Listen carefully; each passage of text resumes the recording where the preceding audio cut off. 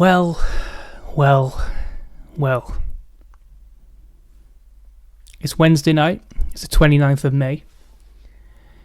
And this is episode 162 of The Desk. You might notice something about this episode of The Desk already.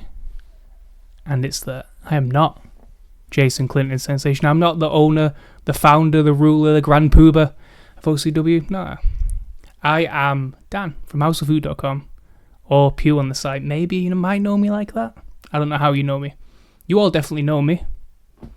In the spirit of fame taking everything over, I thought it'd be nice for us to come out here and ruin Jay's life by taking over another aspect of OCWFED. And that's his personal little podcast thing that he does over here. So I thought I'd hijack it and basically do a Wrestlution preview show. But, obviously, as most of you know, I don't know any of you people, so this is going to be a Wrestlution preview show by somebody who has no idea what he's talking about. Not just know what he's talking about, who he's talking about. So, let me do this little thing I have to read first. The Desk is my platform to rant, rave, bitch, and bemoan all things that encompass OCW and its subsidiaries.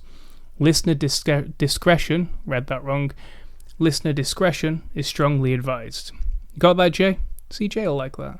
You'll all like that. You all know that I'm going to say bad things about you, so let's get it out in the open at the start. And then we'll go over the card. I think that's the best place to start. The bottom of the card, the prime card. Solution season, which is good things, means good things for OCW. It means that we get 2 days of boring matches instead of 1 day of boring matches. We get to see what all of you can do. And the people that didn't make it, it doesn't matter. You blew your shot. You could have been in the big chibi poster. Is it a chibi poster? Chibi poster? But instead, you've relegated yourself to obscurity, which is probably where you belong if we're being honest with ourselves. Anyway, on Solution Prime, which is where we're starting, right at the bottom. Let me click it. Basically, my rule of this podcast is if I don't know the name of the person, I'll basically go into YouTube, I'll find one of their matches, and I'll just make a full judgment based on their 30 seconds of their entrance. So that's how we're going to start it. Seems like a fair thing to do. Seems like a nice, fair way to carry out my duties here on the desk as the not emergency host, as just secret. I mean, Jay didn't even know I was going to do this. I don't know if he's going to like me calling it the desk, but it doesn't matter. It's done now anyway. Anime Prince Bray versus Thomas Archer for the OCW International Championship, not the real International Championship, because that was obviously faded out a long time ago. Because people who, I mean, Archer's, he's been okay, I guess. I watched a match where he won it, a battle of rookies not knowing any better and not dragging people away from the ropes. Probably should have done that. They started doing that now, I've seen in a few matches. There's actual people taking care to drag people away from the ropes, which obviously is something that normal people would do as a port of call when they go to win a match. But these rookies were so thirsty to win their first title that they forgot to not have a rope break. So basically Horsehead and the other guy that I can't remember the name of ruined their own chances to be in this match. But means that we probably get a better match because we've got a decent hand in there in Thomas Archer. Not so much Bray. See, the weird thing about Bray is I don't know what he's supposed to be. I watched his match on Turmoil this week. Don't get it. Don't understand it. Don't understand the hair. Don't understand the weird Velveteen Dream-esque stuff. Don't understand the anime stuff. He's definitely going to be doing some weird cosplay, which I'm really not interested in. And it will probably go on too long. Hopefully Hopefully Archer can overcome him, and quickly, because I don't want to see too much of it. Bray's the problem that I've had with Bray for a long time. Here we go. We're going to settle down for a story. This is going to be a long podcast. Trance is trance. Trance is always going to be trance. Trance does what he does, stays in his lane, moves on. Bray likes to do nothing for long swathes of time, and I know that he's been difficult in this match, difficult in getting this match ready for our consumption. He wouldn't send his entrance. Now he's apparently surfaced, but nobody's quite sure what he's trying to do. The match is in. I already know the match is in. And basically, earlier in the season, there was a similar situation that I was furious about, where somebody wasn't being cooperative and just shrugging about it. It's not a good look. It's definitely not a good look at Lucian, because you're here at the expense of somebody else. So even if you lost the match, which I get the feeling is going to have happened, obviously I'm speaking kind of not previewy here, because you don't disappear if you won the match. So yeah, I don't know. I hope Archer wins. I hope he did win, and I want Bray to kind of get out of the funk that he's in. Because the funk that he's in, to me, tells me that not only does he not want to be here, maybe he's not got the ability to be here. Maybe he's just a dude who's got other things to do, and that's fine. I was a dude that had other things to do for a long time. But I went and did other things. I didn't hang around. I didn't do it at the expense of other people. At the end of the day, we're all trying to work together to have a good show. That's what we're trying to do. And the fact that you can't be arsed showing up, or you're being difficult towards other people in the Fed is it's a piece of shit move. And obviously, if real life comes first, then real life comes first. But it's Lucian. You got yourself here. Don't disappear right at the end of it. So Archer to win in about 4 seconds, I hope. I hope he just does some sort of roll-up situation and we don't have to suffer through this. But I know we're going to suffer through like a 20-minute entrance from Bray anyway, because he's got such a sense of self-importance. So Archer to win, probably with money falling from the ceiling. Everyone's happy. Everyone's happy. People are content. It'll open the show, kind of. Might be interesting. Might not be. Antonio Everett versus Cobra. Cobra's an interesting case over the time he's been here. He is a guy who has no confidence in his ability. No confidence in his ability to write. No confidence in his ability to have a character. To have a match. To win a match. But he's a guy that can be entertaining. Like he is. He's been entertaining. Several different guises over the years. In his gamer gimmick, he was kind of entertaining when he first came in as Air Conditioning Cobra, we dubbed him, but that's not his name now. I don't know what the AC stands for. It'll be AC Slater. What does AC Slater stand for? I don't know what his AC stands for. I do know that in this match, he's come into this match kind of. He's on a bit of a roll, but then he's coming up against a brick wall in Antonio Everett, a guy who isn't going to. I mean, he was the first guy to beat Drago for the light heavyweight title. He's just beat Dupree. He's beating everyone that kind of lays in front or stands in front of him. So Cobra, as much as I would like for him to win, and I like him as a guy. I like the character. I've always liked the character, kind of. I've tried to help him several times. I actually did a face texture for him a couple of years ago, which I don't think he ever used, but it was there. It was nice, and I'm not bitter about it. I'm not bitter about Antonio Everett either, because he's using one of my logos, so it's the battle of the people who wanted to use my logos and didn't want to use my logos, so in this one I'm giving it to Everett, because he used the logo, and also because he's going to demolish AZ Cobra. He's going to beat him like the red-eyed stepchild that he is. It's going to be embarrassing for him, but on to the next one. Everett's better than this. He can go up, do something different. Well, not do something different, but take the title, fight somebody else. There's not a lot of people to fight, because who do you fight after AC Cobra in terms of small people? I guess you don't really have light heavyweights in that are at a level that they need to be, because we tried to treat it as a world title when it first came in. We did treat it as a world title, and people have kind of forgotten that a little bit. Like the open challenge thing was kind of shit for a while. Like bad shit. There was just nothing to it. Drago didn't want to do it, but he also didn't want to drop down and lose. So, yeah, it was problematic for a while. Still is problematic, needs some prestige, so feuding with it is going to help Antonio in the long run. I would also argue that him and his brother are holding the wrong titles as of right now.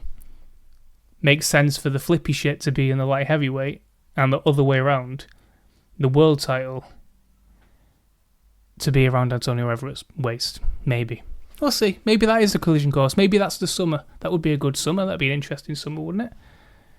The two uncrowned fighting each other. That'd be a good summer. I think that'd be a good summer. TTT versus P3. Not even going to touch it. Don't know what it is. Don't particularly care for it. Battle for Time. But it's Battle for Space and Time too. I didn't care for the first one. I'm probably not going to care for this. In a logical world, Drago wins. Drago and Mugen win. It's not going to happen. It's going to be some fuckery that I just can't be invested in because I don't care enough. I don't care enough about the video promos. I don't care enough about all the comedy shit. I just don't care. There's nothing here to drag me in. There's just nothing, and it is what it is. Somebody will enjoy it. I'm sure people will laugh and enjoy it. I won't be one of those people. And that's kind of, well, say on that one. Women's future investment match. Empress, Lotus Flojo, Ashley Moore and Belle. All I've played each of these characters separately, I think, in DMs. I've seen a couple of matches from Ashley Moore. Ashley Moore and Belle was on Ambition, I think. I watched that match. That was a cool match. I've seen Flojo, I've played Flojo. Not really seen a lot of the Empress, but Empress is good. The Empress? Empress is good from what I've seen. In fact, let me look it up. I want to see what our entrance looks like, because I'm pretty sure that I have seen bits of it, but I don't know if I've seen enough to make a judgment call. I know who I want to win this match, and that's Belle.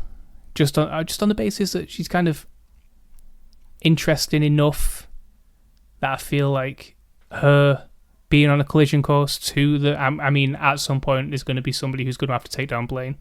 We'll talk about that in a little bit. But I think that the way that Blaine is set up at the moment is that she needs a strong chaser, and I feel like Belle is a sympathetic. We can get behind her as a sympathetic babyface, I guess. Do we have sympathy for her? I don't know. Okay, we've got Empress versus Belle from Turmoil. Let me have a quick look at this. The Empress entrance. I'm glad that she's got away from the Asuka stuff. She used to be super Asuka-y, if that's even a word. So she kind of looks her own self now, ish. It's kind of a good entrance too. I sit here and say I'm a big fan, but she's better than she was when she was an Asuka clone a while ago. Let's see Belle while we're here. Belle's a fun-time Carmella face. And that's all we can... It's nice. Nice intro. Here we go. I'm just going to scan through the match while I'm here. So talk amongst yourselves while I'm doing this. It's a short match. And I'm going to go straight to the end and find out who the better player is. Yep, I was right. It was Belle. Oh, spoiler alert, if you've not seen Turmoil this week. It was Belle. And Belle beat Empress. Empress is quite interesting. Obviously, she's pretty talented. I'm expecting some sort of weird video situation from her. Him? Her? Hope it's her. Be nice if it's her, because the creepy dudes who are playing women as mains, we've discussed that at length. There's two of them in this match, I think. And I want one of the actual girls to win. So, I'm going to go with Belle for this one. Just because she's the more complete character out of all of them, I think. I don't like the Ashley Moore stuff that I've seen. She's got a vicious moveset, but I'm not sold on the character. I just don't get it. I don't get because it kind of flip-flops a little bit to me. Which I've seen her be sort of different things. I've seen her be like really mean and vicious. I've seen her be like snarky. I want to kind of pick a lane and go with it for a bit, especially when you're trying to establish yourself. Flojo's Flojo. Flojo's just Flojo. There's nothing else I can say about Flojo. Flojo's she did used to be fairly... from playing Gooch is good at having a fun little match. I don't think fun little match gets you where you need to be sometimes. The character looks good. All the characters look good. But I feel like Ashley Moore and Belle nearly have the same face looking at this poster. just slightly whiter. Almost exactly the same face. They've got exactly the same hair. Are they clones? Is this some sort of clone situation that... Or have they both downloaded the same core and they're ripping off each other without knowing? Do they know? Have they had a match together? Do they know? They had a match on Ambition. I've seen the match. I didn't realise they were this similar looking back then. But apparently they are. Yeah, so Bell to win that one. Maxwell A versus Bobby Minio. Everyone knows that... I mean, this is for the Pride Championship, and this is Falls Count Anywhere. Bobby's still... He shouldn't be on Prime for me. He should be on the main show, because he is consistently the best writer. He's improved on the sticks. He's probably one of the most well-rounded characters that we've got in the whole of the Fed. And Maxwell A likes to hit people in the knee. So, could be an entertaining match. I know what's going to happen at the end of this match because it's what always happens in Bobby's matches. He hits his, the Liberation Frequency, I think it's called. The RKO, maybe. I can't remember his moves. I stole the wake-up call, but I don't remember his actual moves. Yeah, Maxwell A just likes to hit people in the legs, so... punching people in. It reminds me of that the Dave Chappelle sketch where Eddie and Charlie Murphy beat the shit out of Rick James's legs. That's a match with Maxwell A. You're leaving with linguini for legs, and even if you win, you've still got linguini for legs, and you can't walk anywhere. So he definitely leaves a mark on you. But Bobby's going to win this because he's better. He's definitely better retained because God only knows. I don't understand why we would have Maxwell A as a champion. Even though I did name him, kind of. I renamed him to make him better. Yeah, so I just don't want Maxwell. I don't want Warren to be a champion ever again. I hate Warren as a champion. He's bad as a champion. He's always been bad as a champion. He's good when he's chasing-ish. I mean, some of the stuff I've read here has been long and cumbersome, but it's been entertaining enough. Just probably more entertaining than being on the B show, effectively here. So Bobby to win, to retain. I think we're going to have retentions for most of the show. I'm not writing down what my predictions are so far. So it would be nice if somebody else could do that for me as we go.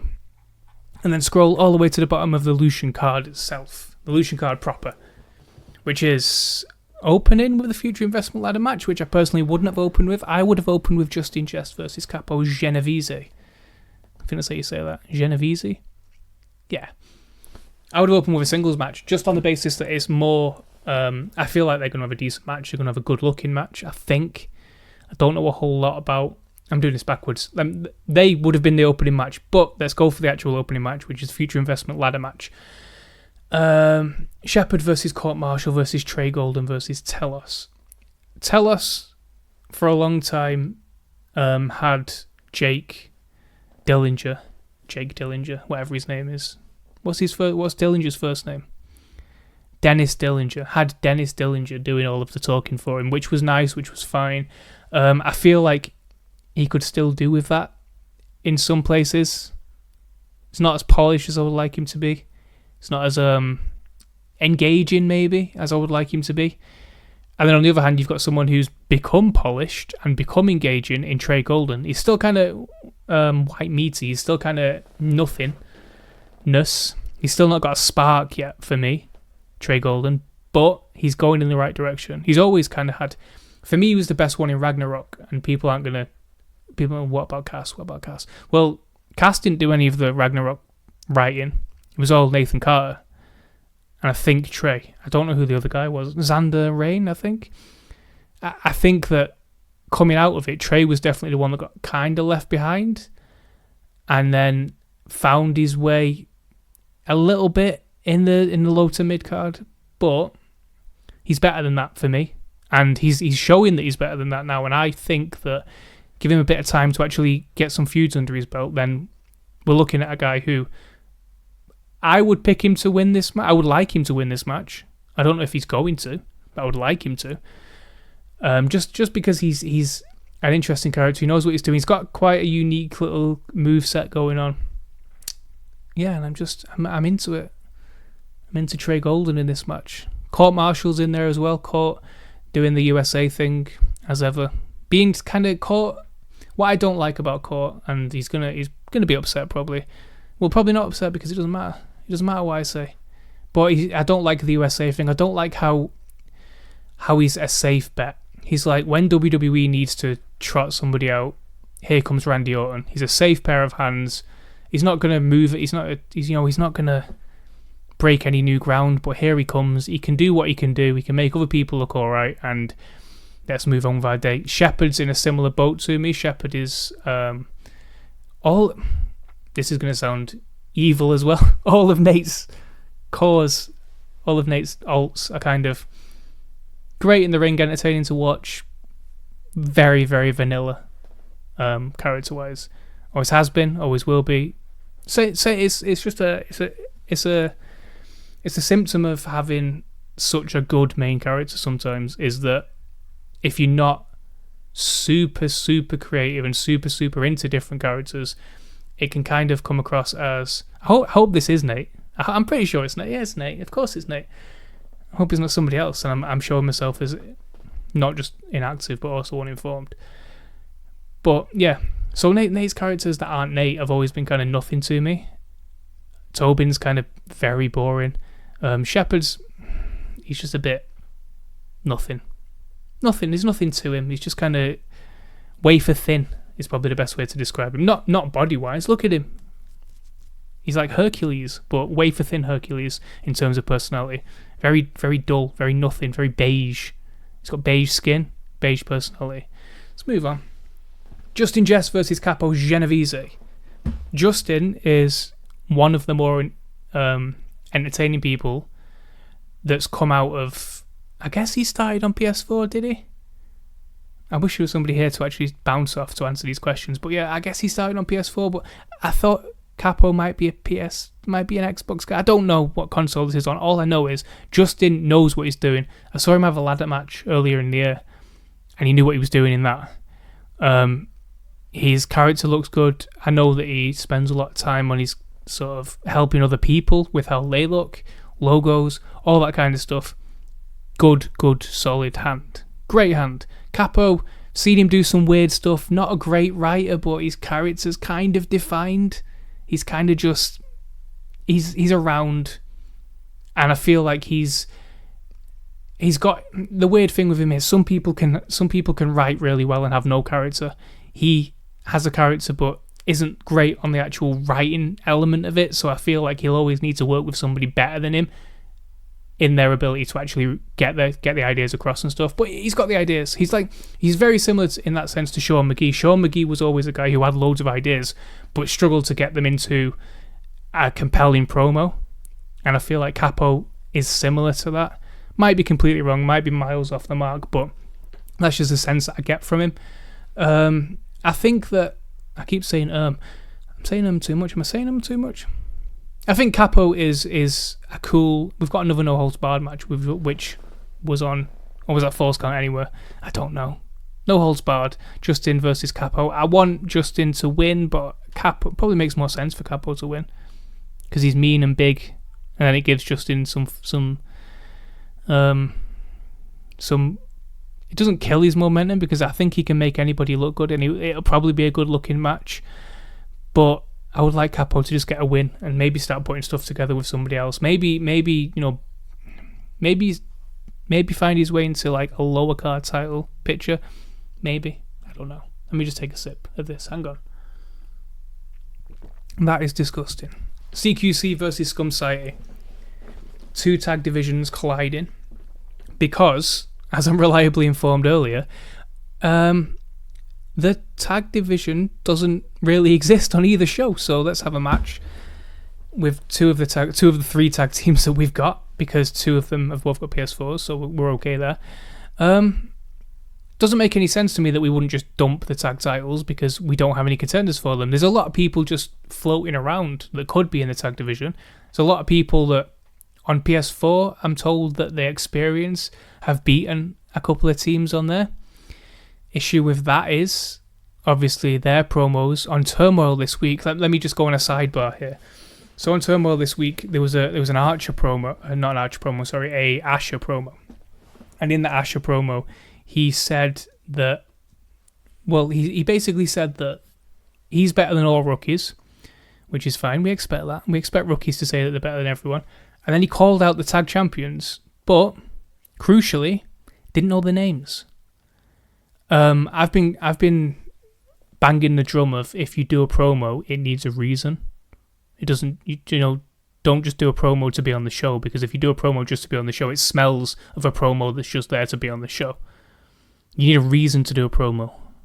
Saying that you're better than the champions and not taking the 2 seconds to go and find out who the champions are, even if you don't know. I don't know who the champions are, but I would go and find out, and I would name check them specifically. So that was lazy. They don't care about the products. The PS4 rookies, and it's something that I see in DMs all the time. It's something that I saw this morning with the DM title that they've made. I get that it's fun to have DMs, but I know for a fact that one of those idiots is going to walk onto a show with that title and start referencing that title and talking about that title. And if they put as much effort into actual OCW as they do into the DMs, and a big thing is attires, always making new attires, but they never have a match worth wearing them in. Nobody gives a shit about your new attire if you're not interested enough to watch the match. Like, if I can see Sparks in a different attire, in a different DM all the time, but I don't care about watching it. I don't see him on a show. He's not on this show. He could have easily been on this show. He's just not. They're just not on shows, these people. And the reason that they're not on shows is because they're focusing on the wrong things. Don't focus on DM titles. Focus on getting better at writing. Watch.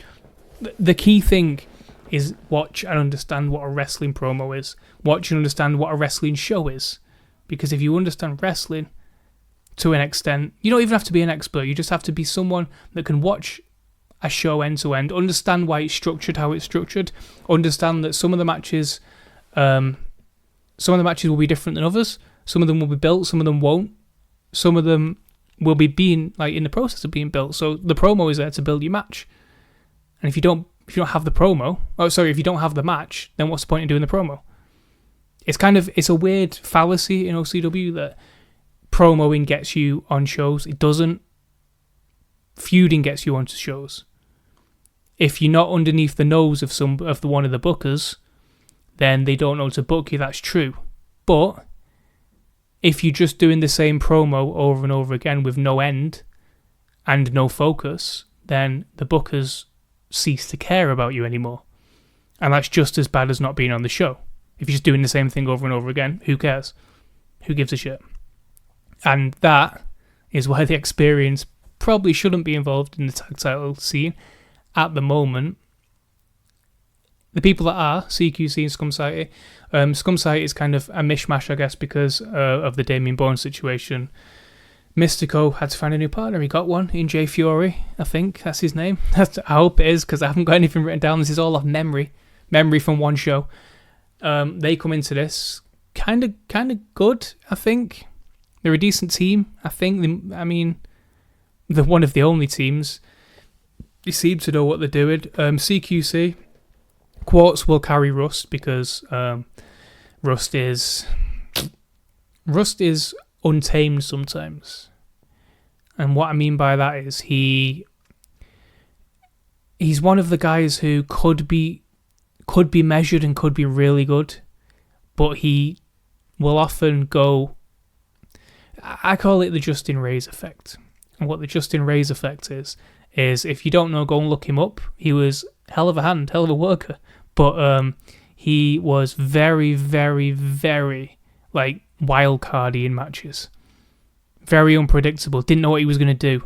Didn't know if you were going to get a good match with him. Didn't know if you were going to get a thirsty match with him. He's the sort of guy who would do the second that a finisher was able to be hit on you, he would hit all three. And then you would kick out, and then you would beat him on one finisher. He would do random dumb shit that made him look small time. And Rust is, there's been a couple of weird, creaky FPR things around CQC from the matches that I've seen around title defenses and game glitches and stuff. So you can't blame him for capitalizing on it because a lot of the time it's against people that don't really care. But yeah, Rust can be tamed, and if Rust can be tamed, then Rust can be really good. Currently, he is out of control as far as I'm concerned. I don't get him really. I get why he's there in CQC, but Quartz is the guy in this. Quartz is big, powerful.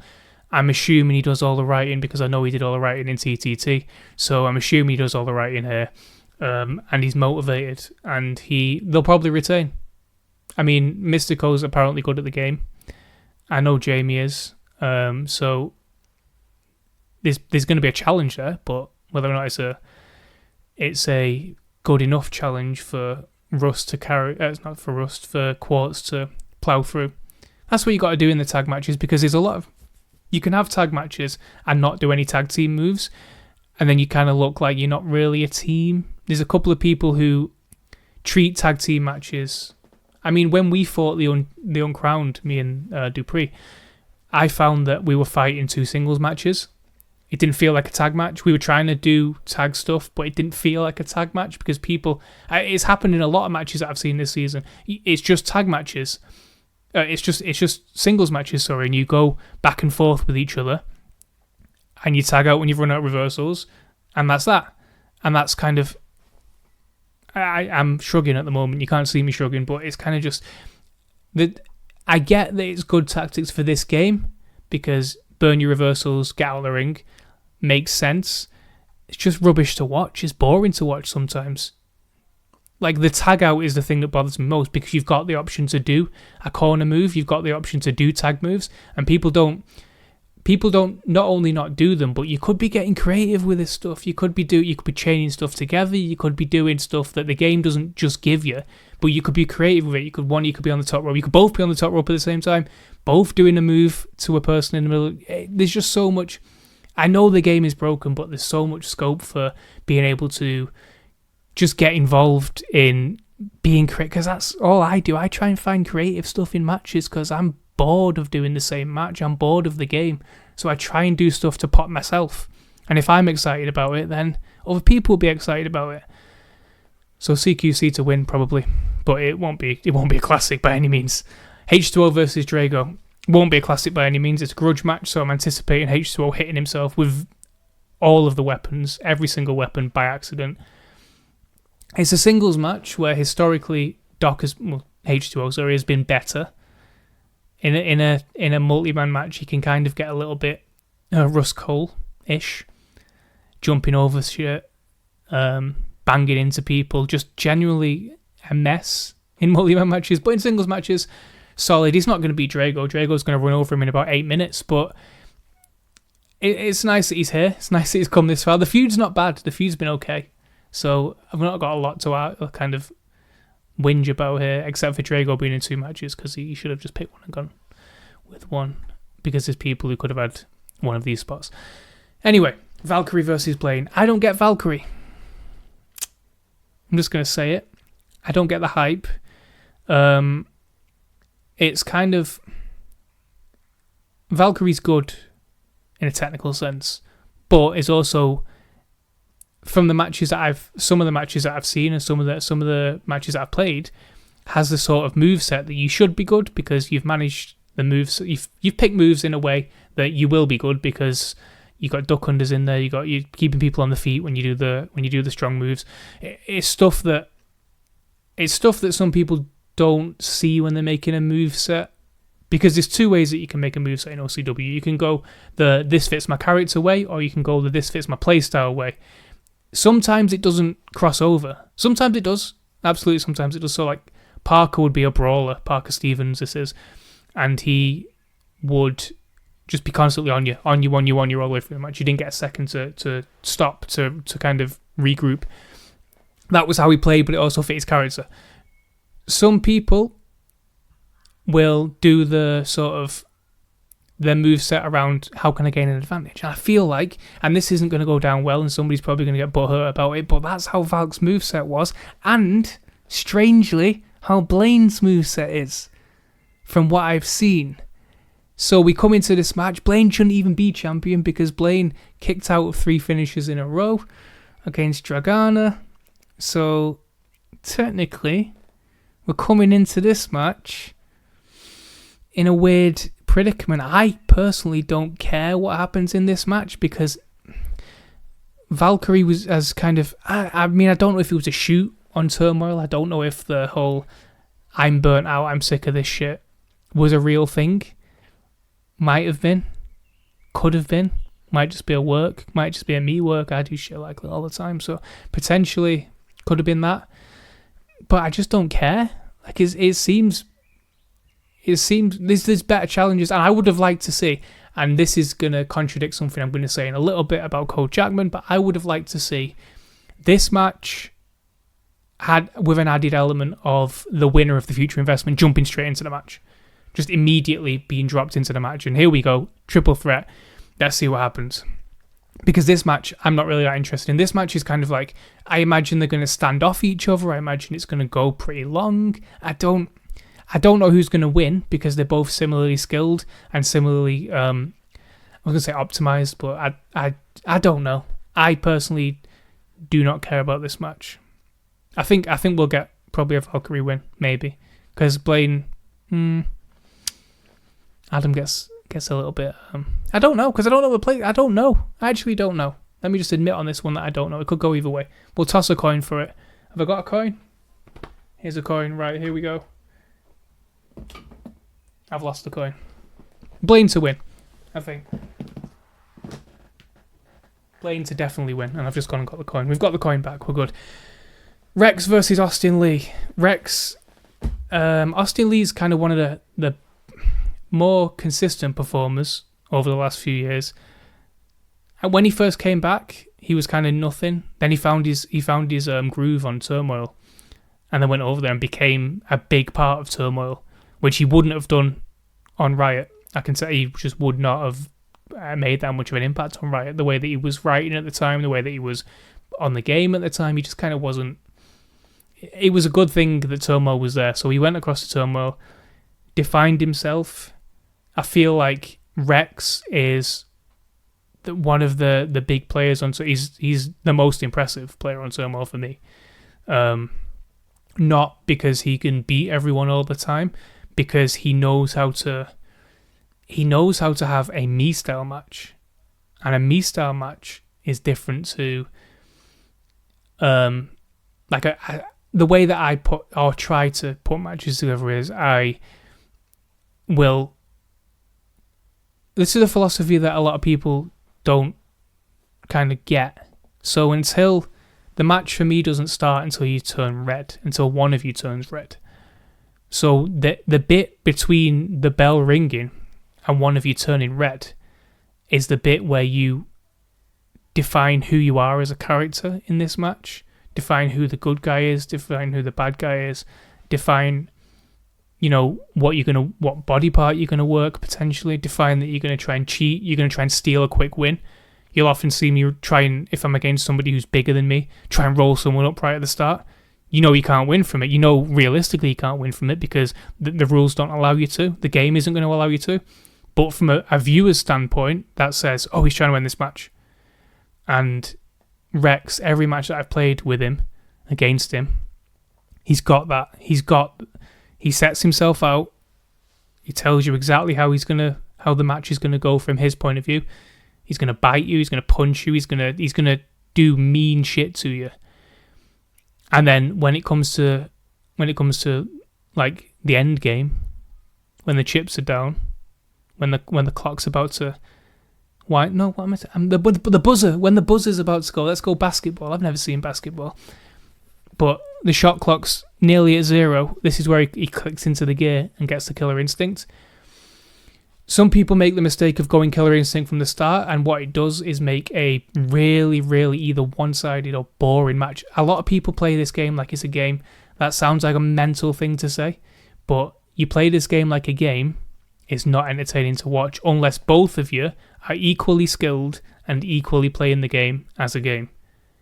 You don't get that a lot because there is a skill gap, and as much as the game tries to help people who absolutely cannot play the game, there's still a skill gap. And this one, I imagine that Rex will have an awesome match with Austin Lee, and Austin Lee will win it, because that's kind of the Rex pattern that I've seen recently. He did against B17 as well. They had a great match, but Austin Lee will steal this win. But that being said, Rex is the best character on Turmoil by a long way. A long, long way. Which brings us to the Turmoil Championship match, the CCW Championship match, a mystery opponent. I don't get what Cole Jackman is. I understand that he's this greasy sleazeball, I guess. Bit of a weirdo. But he's champion by accident. He's champion because he happens to be in the right place at the right time. I don't know that he's got the way that I look at this is, if you are going to be in a multi-man match for a title, especially for a world title, that you should be able to come out the other side and be able to defend yourself as champion without the need to use, resiliency, without the need to. You should just be able to defend yourself as champion.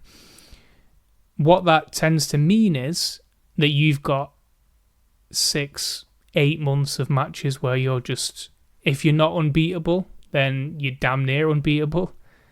And it is the long game when it comes to the world title. It's what are we looking for in a world champion? Somebody who can. Jay used to always say he wants his champions to be like the final boss. And to me, Cole Jackman most certainly is not the final boss. This is unfair, really, because I know the mystery opponent here. So I'm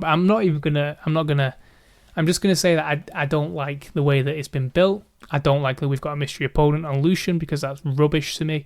The fact that there are matches that have been built over 3 months, 4 months, and then you've got one that's just, he won the title. We need to have the title defended on the card. If he didn't have an opponent, it should not be on the card. It's okay. It's fine. He hasn't got an opponent. Don't put him on the card. Because the CCW title needs to keep going with its prestige building, and this isn't the way to do it. This is kind of a cop out, and this is. I know the match, and I know that it's going to be a bloodbath, and your champion is going to. Sorry, I guess it's going to be your former champion, because I don't see him winning that match. I don't think that he has the wherewithal to come out of it. He's fairly entertaining, but he's whatever as well. So off we go from that one, I think. B17 against Doc Green. B17 should still be Turmoil champion, and this should not be a unification match, but it should be Battle of the Champions. B17, as thirsty as apparently people are calling him, he is a solid hand. He's quite entertaining when you play him. He is he knows what he's got to do when, he knows his moveset, he knows how to win a match. There's still bits missing from him. Like I don't know that I think he's the person that Jay's always saying doesn't watch wrestling, which makes sense from some of the stuff that he writes. It's just it's got like a dull vibe to it sometimes. It could be better. He could definitely be better from a wrestling standpoint. What I do like about this match specifically is Doc needed to be challenged by somebody on the game, because he's really good at the game. So having somebody who can probably match him is a good thing, because you do need. This is probably going to be the premier pure competition match. Neither of them will stay down, because it's going to take 3 finishes. That's just the way it is. It's going to take 3 finishes. But I think that it's a good call to give him somebody as good as B17. It's going to be a challenge. It's going to make him come out of his comfort zone, because the match with me, despite the fact he did technically come out of 3 finishes, he took me all the way. I am a guy who does not DM a lot anymore. So having somebody who's constantly DMing and constantly on top of his game is the way to solidify yourself. If you beat that guy, then you are the guy. And he shouldn't even be a rookie on the site anymore. I don't know why he's still a rookie. But yeah, if he solidifies himself, then perfect. If not, then B17's champion, which is kind of not what I was expecting. this time 2 months ago, to be honest with you. But it will be what it will be. I hope that Doc retains. I'm going to back Doc to retain. But B17 is strong enough that he might not. So we will see. And it'll be interesting. It'll be a long match. Might be an entertaining match.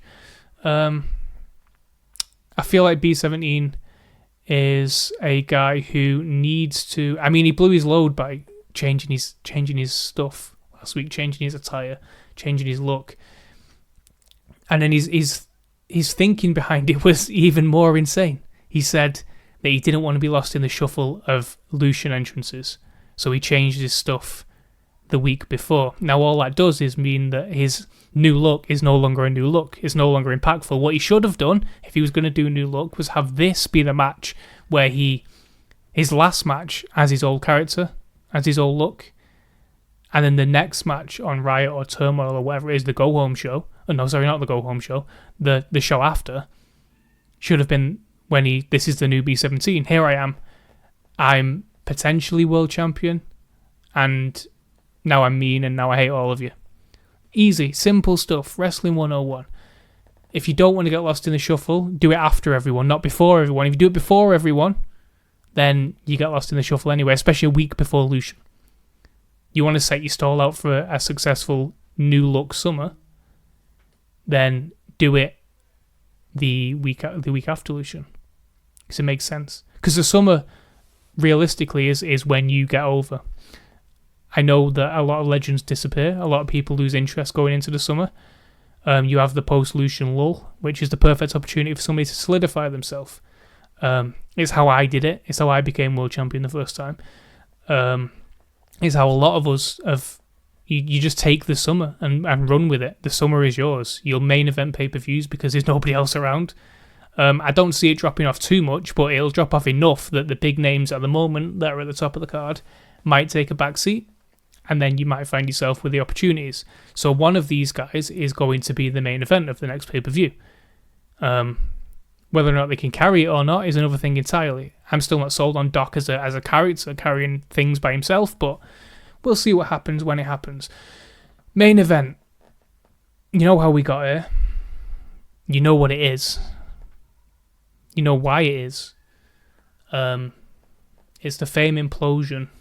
Jay's billed it as a legendary triple threat. I see it as being, and for me personally, I see it as being maybe the last time that I fight either of these guys ever. Probably the last time that I fight either of these guys ever. And I mean ever. There's no reason for the paths to cross again at any point. I've fought Dupree so many times. I've got a perfect record over Nate. I'm going to retain my perfect record over Nate. There's no way on this earth that I'm going to let him beat me. So I'm going to retire with a perfect record over Nate Ortiz. Coming into the match, it's been like a weird, because a lot of people thought Fame was something that it wasn't, and from the get-go, this is what Fame has been. Now, along the way, I ended up world champion, which was an accident. And it would have been cool to bring the world title along with us, but I don't think that's the right thing to do. I think that having the fatal three-way, the triple threat match as the main event without the world title is the best way to go, because if you look at the three guys in it, I don't know how long, if I were to win it, I'm already kind of out the door. I'm not interested after Lucian. I don't want to be here after Lucian. We've discussed that at length. Nate is a part-timer. Dupree, who knows? Who knows what Dupree's going to do? But having any of them as champion is a bad move, and I think that it's been a while where we've been the go-to guys. It's been too long that we've been the go-to guys, and there's not anybody come below us that's able to take the mantle of being the go-to guys. Drago's up there, but Drago wants to do his own thing. He isn't interested in carrying shit anymore. Mugen the same. Cass retired. There's not anybody. Maybe Bobby. Maybe Bobby's a guy who can take this summer now and run and completely run with it. The Pride title being around him is not helpful to him. I don't think he needs to get short of it and maybe get himself into the contendership for the world title, because there's a summer coming, winter is coming, summer is coming, and I think that we need somebody to step up, because we've been saying it as a joke for a long time that we never make any new stars, but if you look up and down the roster, and you can caveat it with whatever you want, but there's nobody. The reason that we're the main event is because we're the go-to guys. We're still the go-to guys. We didn't ask for it. We didn't force Jay to do it, because you can't give Jay an ultimatum because he will get upset. So the way, Rex is good enough to be at the top of this card, but he's not multi-plat. That's the thing that's letting some people down now.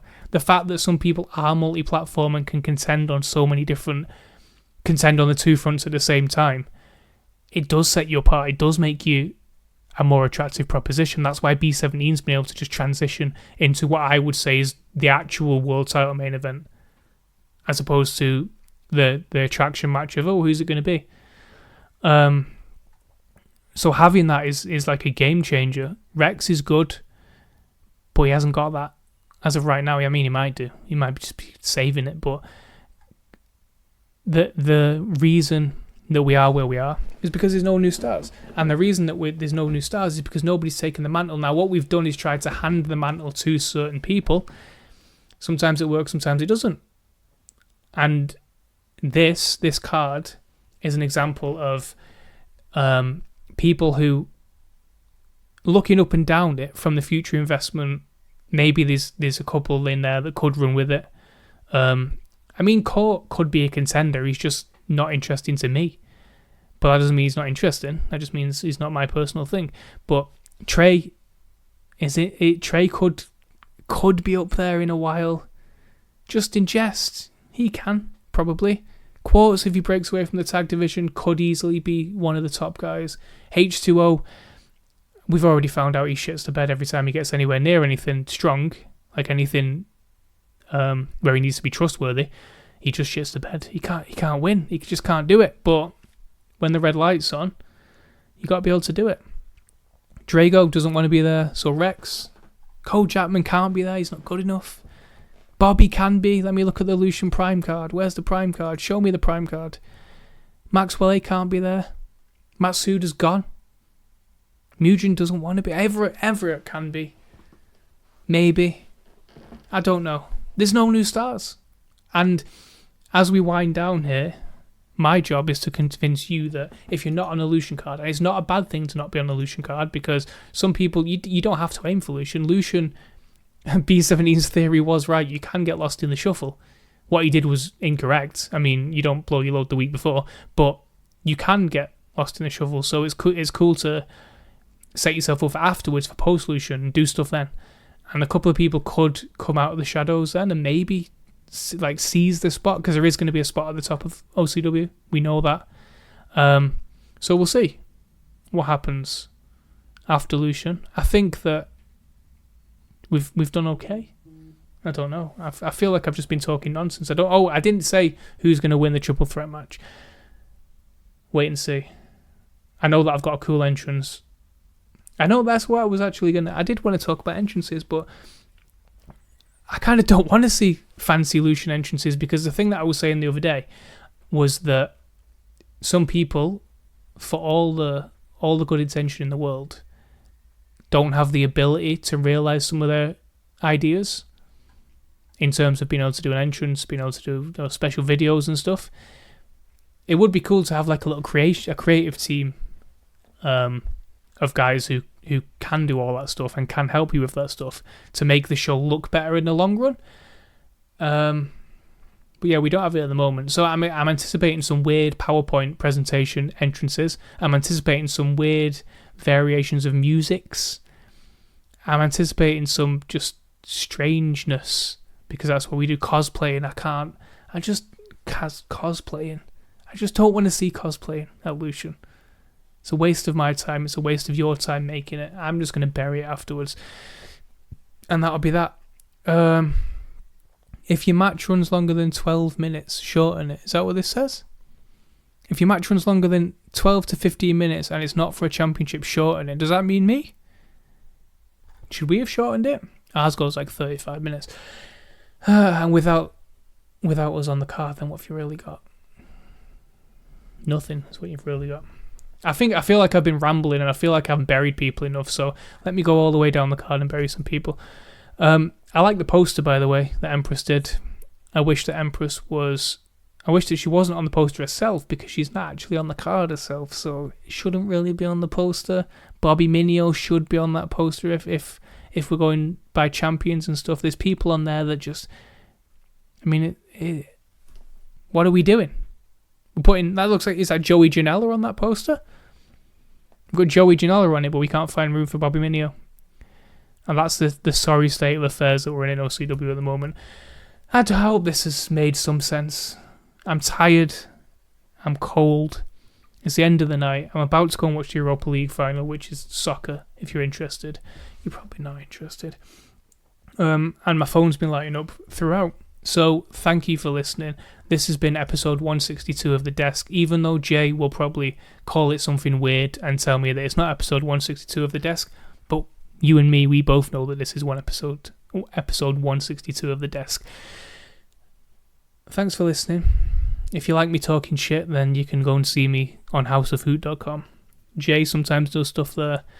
And we just talk about fun stuff that isn't OCW. Additional stuff that isn't OCW. So thank you for listening. There is no watching, but it might be on YouTube. And enjoy Lucian. We're going to do a review show next week as well, so it might be a bit better than this. But yeah, enjoy it. Don't ruin it for me. And I'll probably be in the viewing party with you people. Bye.